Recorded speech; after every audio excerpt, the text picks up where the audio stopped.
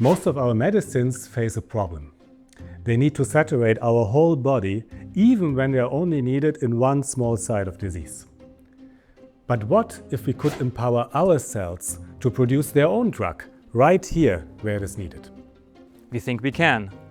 With this, a type of nanoparticle called a metal organic framework.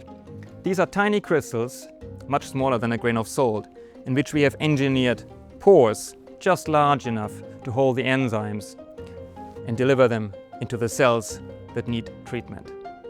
Enzymes are extraordinary molecular machines that can each transform one molecule into another.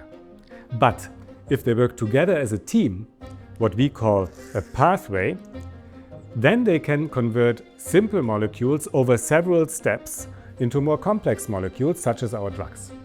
However, enzymes are fragile, difficult to store, and it is very difficult to deliver even a single one of them into our cells. This is where our nanoparticles come in.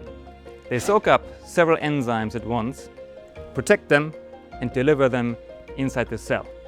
And once inside, the enzymes work together to transform cellular components into the drug, making medicine inside the cell and only where it is needed. Now, there's still a long way to go before patients can benefit from this.